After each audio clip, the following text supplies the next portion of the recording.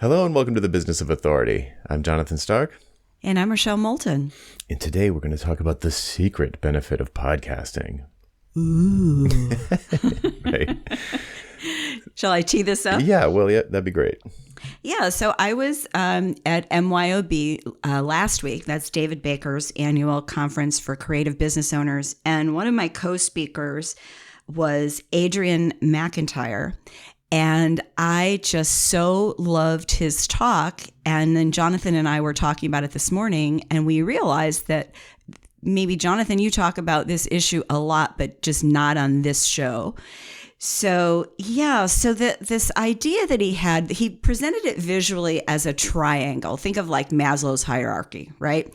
And so when a professional service firm, and that includes, all of us as soloists as well, when they start a podcast, they tend to think of this podcast in three tiers. And the first one is, all the social media stuff that I have to do, all the promotion I have to do to get people to listen to this. And then once all that happens and I get people to listen, then I have the next band, which is the people that might want to work with me. Right. So I'm kind of separating them out from this bigger group on the bottom. And then at the very top are the people who actually hire me or my firm. So what he was proposing was that we invert the triangle. So the point is at the bottom, and that you start by interviewing clients or really potential clients, people that you would like to work with. So ignore all of the promotion and the social media aspect of it. Just really focus on identifying the people that you would like to work with and inviting them into your podcast. And then again, the triangle's inverted. So then you worry about getting beyond your initial group of people and then beyond that group as well. Right. Yeah. And so when you told me that, I was like, yeah, we talk about this all the time, but we don't. I do. Right. So, and as I was thinking about it, it might be that I mostly talk about it inside of 5-Day Podcast Challenge. It's probably in the marketing materials. I might do some email sequences about it too, but there are a couple of really obvious benefits of podcasting, but then there's this one hidden one that always takes people by surprise, which is the same thing that speaker, you say Adrian McIntyre? Adrian, yeah. Yeah, that's what he was getting at. It's like, well, assuming, stepping back for a second, assuming the point of doing the podcast in the first place is to make your business better, attract more and better leads, that kind of thing. Assuming that's the point of it, then right. Like just start immediately with the goal. And so let me just kind of run down there's the benefits, and then I can talk about that one in particular, at least my usual soapboxing around it. I think the first benefit, we always talk about like the 1-2 punch. If I could only have two kind of like channels to share ideas, it would be a mailing list and a podcast. And they serve different functions. They kind of complement each other. Where the mailing list, especially if you do it daily or Monday through Friday, especially if you write it a lot, but whatever the frequency is, it really helps you crystallize your ideas. Putting them down on virtual paper and sharing them with people, publishing them, and getting feedback about whether or not your message is getting across, yada, yada, yada. We've talked about this a million times, I'm sure, but it really crystallizes your thoughts. The subscriber growth is a side effect. It's a nice benefit, but the main importance is crystallizing your thoughts. Okay, so that's, to me, that is the super important piece of at least a writing practice of some kind. The podcast is, the obvious benefits are that it creates this, I call it asymmetric intimacy between the host and the listener, or the hosts and the listener, where to them, to the 10, to the 100, to the 1,000 people that listen to each episode, you are famous. And it's actually, when I started talking about this, someone wrote in and said, there's actually been studies done on this about celebrity. It was mostly around television celebrities because the study was done in the 70s, I think. That's the Q score, probably. I can't remember, but the phenomenon of feeling like LeBron James is called parasocial relationships, which I think is a really gross name, so I didn't adopt it. But it's like where they actually do know a lot about you. Like people who have listened to this podcast and my other podcasts will remember stuff about me that I forgot I ever said. Right. And so they actually do know things about you, at least one aspect of you, or a subset of the overall experience. So they really feel like they know you, and to a certain extent they do. This is great for closing deals. So because it's great for turning yourself into a category of one, like they wouldn't shop around with someone they weren't already friends with, didn't already know. And it can just make it, like when I get a coaching student, even if it's just a one-off call, or if it's like a private coaching engagement, like a 4-month thing, if they've listened to the whole back catalog, it's going to make everything go so much more smoothly. Mm-hmm. Because we can jump straight into the real nitty gritty of whatever the challenges are that they're facing, or whatever opportunity they're having a hard time capturing, because they know all the basic stuff, because that's, the general advice and wisdom, all of that stuff. So, well, they also frame it in your language, yes, then, right? If they've really heard it, it's like, oh, well, like somebody to me might not say specialty, but they would say niche, mm-hmm. as an example. Yeah. So that's another benefit. If you're trying to attract clients, whatever if the podcast is to make your business better, and you do something like that, then sort of not indoctrinating them into your worldview makes you can communicate so much more quickly, because what things like asymmetric intimacy means. What you know everything about ditching hourly. You know what snail means. Right, like there are all of these like. Don't get me started. Yeah, who's snail? So it makes you like a celebrity in the eyes of the people who you could probably help, and it builds trust so that it's easier for them to decide to work with you. And then when they do work with you, it can make things go a lot better. So I think maybe that last one is probably something that people don't realize, but certainly they understand the concept of like turning yourself into an authority, right? Like that's probably an obvious benefit of podcasting. So the secret benefit one that was brought up in that talk is that, well, let me talk about it like this. In 5-Day Podcast Challenge, the promise is that you'll be inviting guests to the podcast by Friday, or as soon as Friday if you do the work. It starts on Monday, and on Friday you could be inviting guests. And people are like, but that doesn't seem like enough time to start a podcast. And I'm like, it's not enough time to start an amazing podcast, but it's enough time to start a pretty good podcast. And really going from 0 to 1 is the hard part. Like getting out of your own way, just doing it. Here are the steps. Ignore this 80% of stuff that's conventionalism that everybody says they have to do, and just do this 20% and get the thing off the ground, and then iterate while you're doing it. You're in progress. You can make mm-hmm. it better. Yep. And everybody wants to know, like, what are all the tips and tricks for growing an audience? And I'm like, you don't need to grow the audience. It's nice, and it will deliver those benefits that I just talked about, but you don't have to go nuts worrying about that right away. If you just go straight to your potential customers and invite them to be on the show, even if it's not potential customers. Like a primary reason for me to have started this podcast that you're listening to, dear listener, was to be able to have something to invite best-selling authors onto. That was my whole point. It wasn't, Rochelle, you can correct me if I'm wrong, I don't think I ever was like, and we want to have thousands of downloads per episode. No, we never talked about that. It was, how can we make it interesting and of value and a platform? Yeah. Yeah. Right. So that we could bring people on who otherwise wouldn't give us the time of day. I mean, not to put too fine a point on it, but if you reach out to somebody and say, hey, can I jump on the phone with you for 60 minutes to pick your brain, or to talk about how great it would be for your company if you hired me, that's not not going to happen. That's not an easy yes. But you know what is an easy yes? When you reach out to the same person and say, hey, I would love it if you could come on and talk about chapter 4 of your book. I think it would be super applicable to our audience. I love this particular thing about it.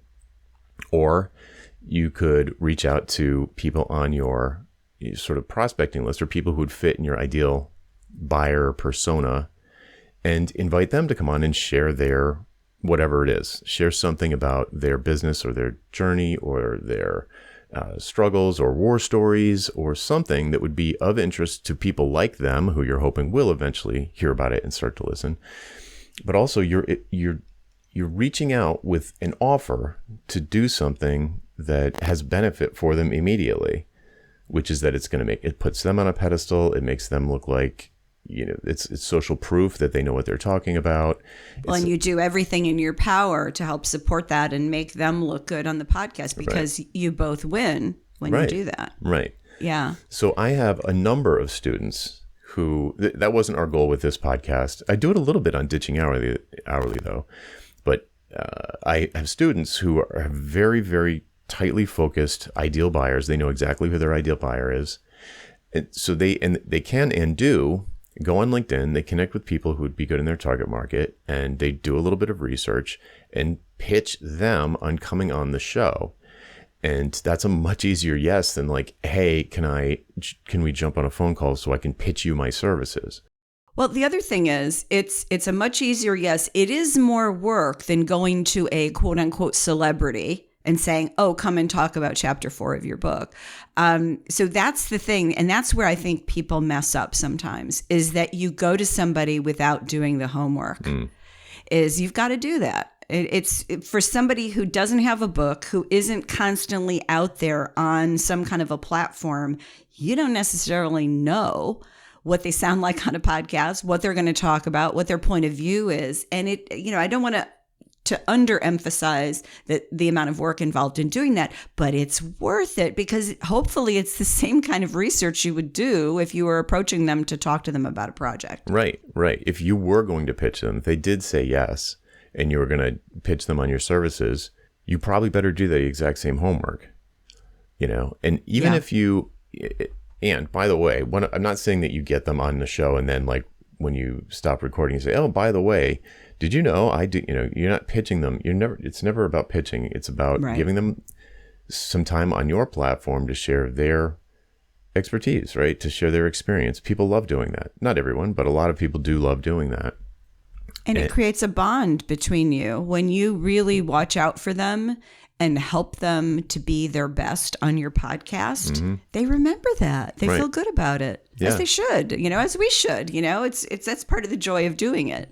Yeah, I go on a lot of shows, and I really appreciate the ones who do their best to put me in the best light. That sound good. That they whatever they do all sorts of things. Some do it better than others, and it's appreciated when people do it. So the secret benefit here is really, it is about building the relationships with the people you get on the podcast. So whatever type of people you're inviting on, the hidden benefit, maybe the biggest, it depends, but maybe one of the biggest benefits is that you're creating these relationships with people who otherwise would be very difficult to get on the phone, to even understand why they might want to, or you would want to talk to them about whatever. It's just a much easier thing to say yes to. Well, yeah, it's also, you're growing one by one, which in this case, I think is good math, right? I'm thinking of, there's the guy that teaches podcasting, and I previewed a new training that he was doing. And part of his thing was that the way to grow your podcast audience, the first 100 of your audience, is one by one, like one at a time. And I'm sitting there and I'm watching the video, and he's a good guy, he's got good ideas. I'm looking at it going, why would I ever do that? Like, if I'm going to have a conversation with somebody, I'm not going to try to get them to be in the podcast where they're not on my email list, where we don't have a connection, where I have no idea what they think. I'd rather have or start a relationship with them. If they're not somebody I would have on the podcast, I'd still rather like connect with them on LinkedIn, have the ability to start a conversation with them or encourage them into my email list if that wasn't where they started, versus one by one by one by one on a podcast where I have no way. It feels very ethereal. Followers of the podcast, yes, they download it, but you have no idea unless you survey them with some regularity what they're thinking and how they listen. I mean, you just there's so much that you don't know, versus having them on your list, or at least in LinkedIn, where you can you've got some kind of a connection. It's two-way, right? Like podcasting is one way, it's broadcast. So it leaves a lot to be desired in terms of understanding the listening patterns, understanding what landed, knowing if people are listening at all. Like just because it's downloaded doesn't mean they listen to it. All of that stuff, like you just said, it's really the only feedback I really notice, the only traction I really notice is when people on my list will email on Monday. I usually announce whatever the episode that lands on Monday. I always announce it to the list, and the replies I get to that email to me are the metric that matters, because most people, because of the way podcasting players work, most players are going to download the episode the day of. So if you do look at your 6 a.m. Monday morning, right. That's our download big peak. Spike of downloads. And then there's and then over the course of the life of the show or the episode, it'll probably double, long tail kind of thing over time, depending on the episode. But it roughly, thinking it about doubles the initial download. So, that's just people sharing it over time, people listening from social media link or something like that. They're maybe not subscribed to the show in their player. But yeah, this idea of being able to always have something to invite someone to. I think I read that idea first in Book Yourself Solid by Michael Port, where one of the things he recommends is to always have something coming up that you can invite ideal buyers to when you meet them. ABI, like always be closing, always be inviting. Always be inviting, right. Right. And his example at the time, this is an old book, so at the time, I think the example was like a Third Thursday event of some kind. It was like it was an in-person thing, I think. I think it was in person. I think it was, but the podcast, but I never forgot that. And the podcast works that way. If you do want to, presumably your podcast, if you're doing it for your business, presumably it's going to be on something that's of interest to people who are probably a good fit for you to work with. And when you come across someone like that, you've always got this invite you can hand over for this kind of win-win thing. It's like mutually beneficial. Mm-hmm. I do this on Ditching Hourly, sort of, where if someone comes along and they are, for whatever reason, usually it's a cash flow situation, like they really want to talk to me, they've got, but they can't afford a paid call. And if the thing that they're wrestling with is really interesting, if there's something really interesting about them, they're in a bizarre vertical, or they're from another culture, and they've got this pricing thing that perhaps seems different. So kind of like, is there something I or the audience can learn from this person's unique take on the world, their unique situation? And then I'll have them come on, and essentially it's a coaching call, but it's in public. So I'll say, well, you can, so if someone emails me and they've got this really drawn out question that it needs to be done in real time, then I would say, well, you've got two options. You can have a private conversation with me for, $2,500 or whatever it is, or you can come on the podcast and we can have the same conversation, but everyone in the world's going to hear it. Everyone that listens is going to hear it. So it's not private. So some people say no to that because they're like, well, this is kind of a sensitive topic. It's sensitive nature. I'd really rather not talk about it publicly.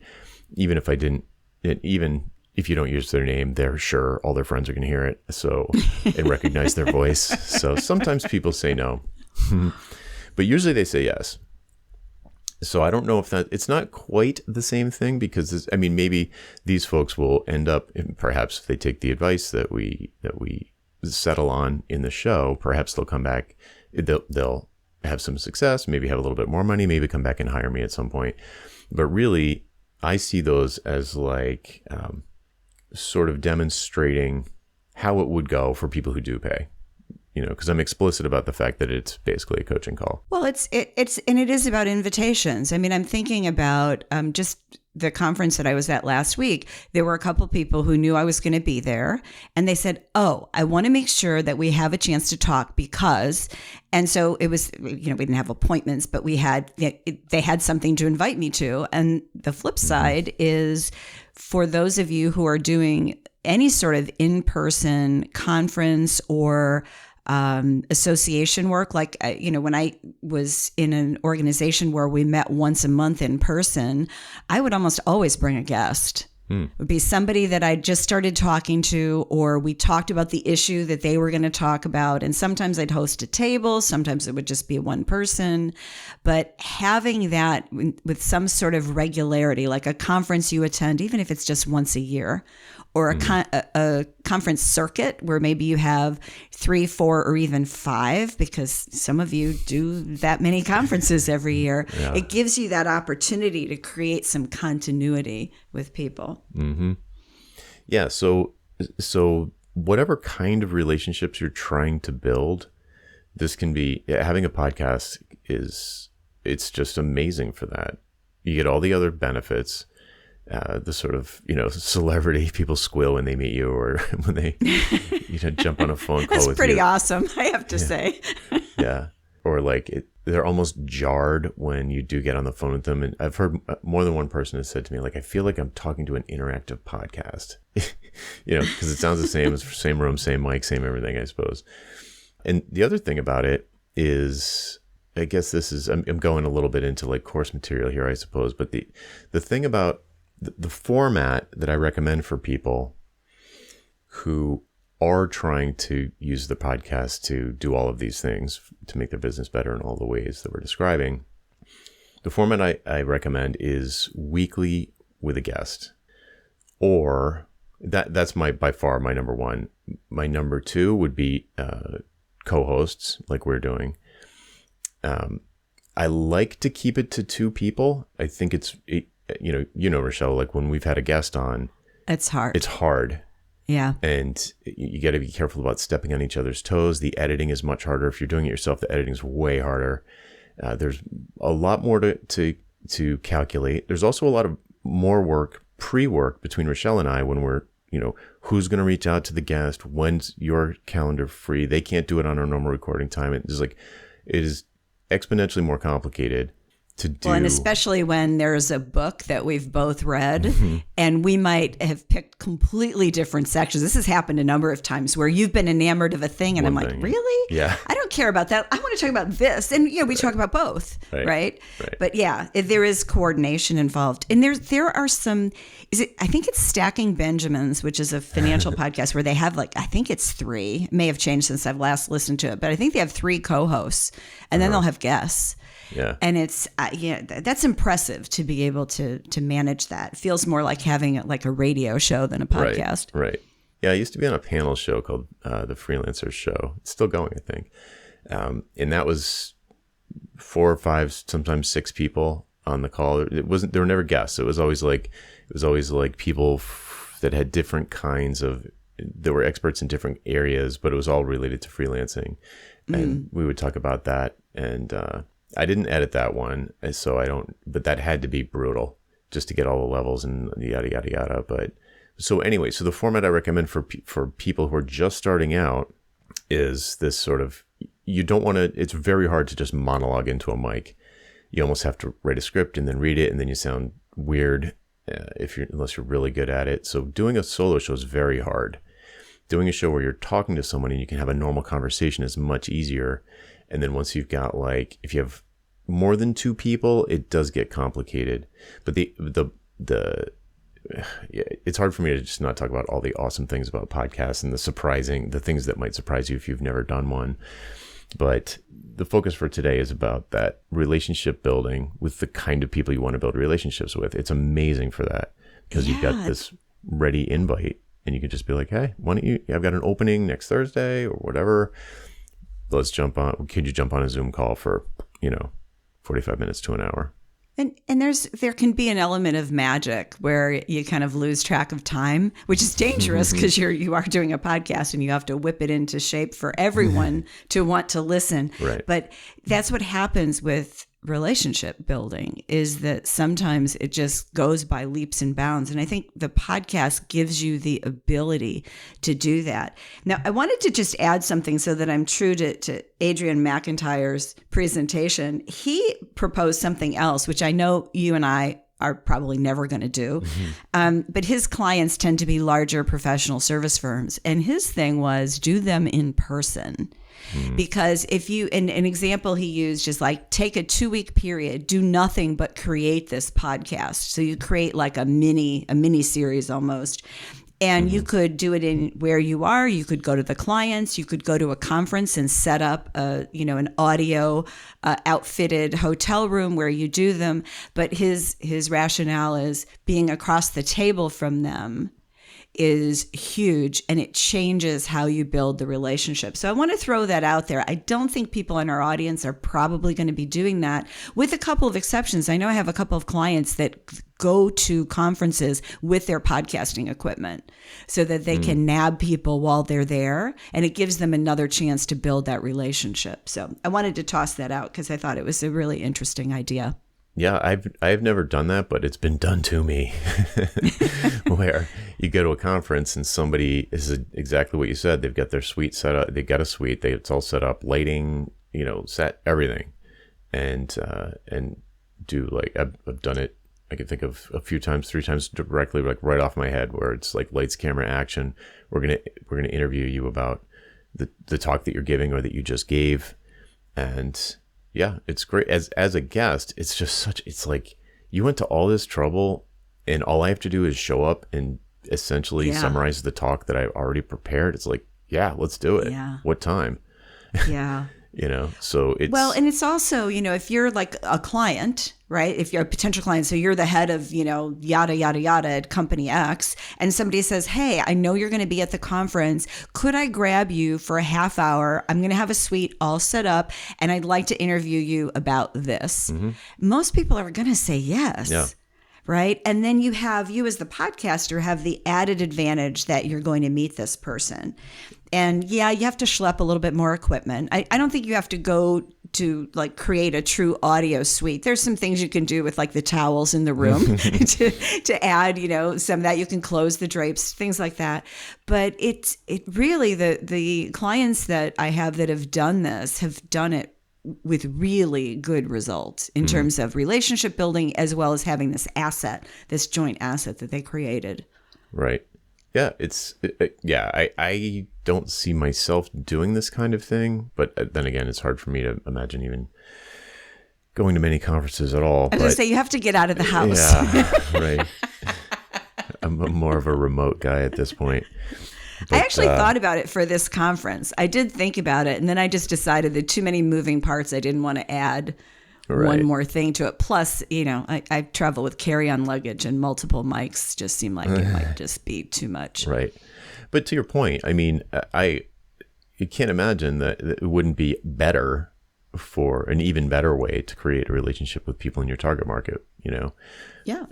To have some kind of chance where it's convenient for everybody to do it in person. That would be like way better for sure. Yeah.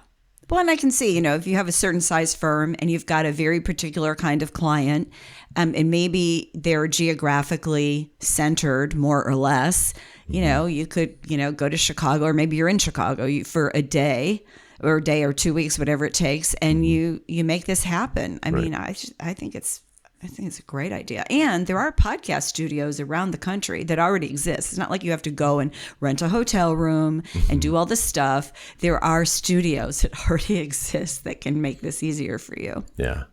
Yeah. I mean, you don't even need a ticket to the conference, really.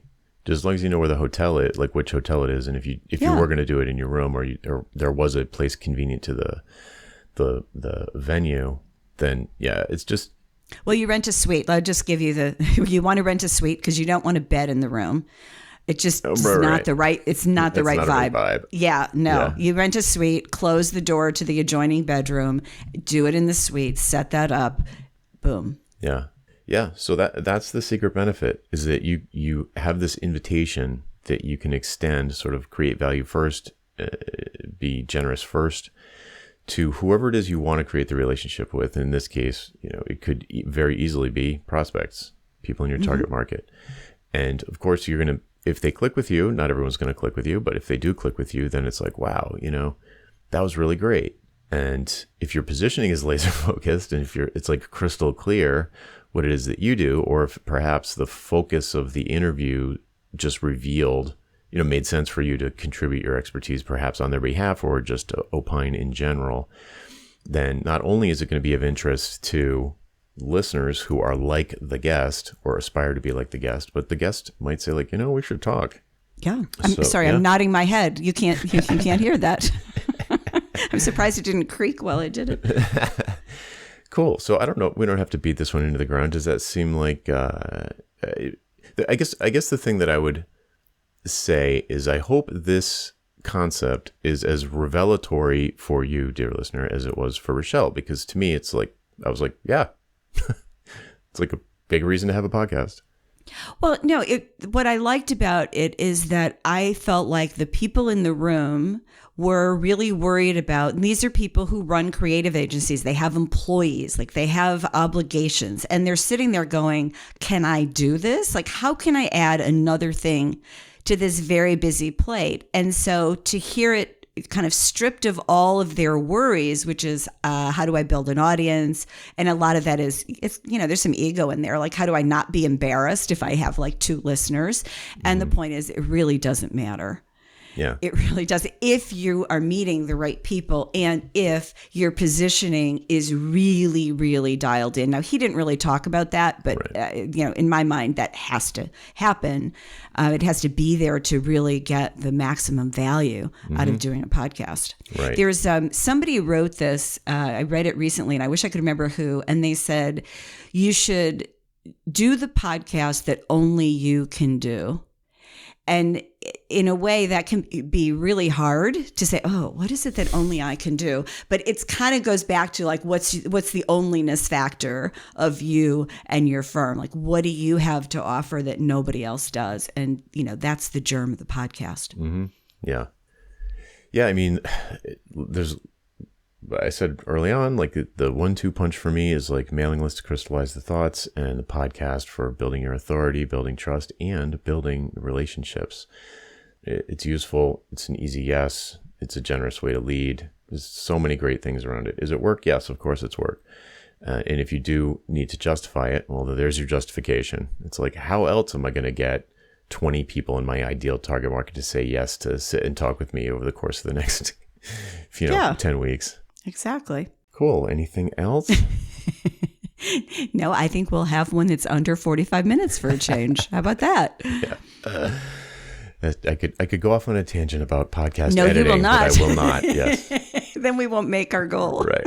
All right, cool. Well, that's it for this week. I'm Jonathan Stark. And I'm Rochelle Moulton. And we hope you join us again next time for the Business of Authority. Bye. Bye-bye.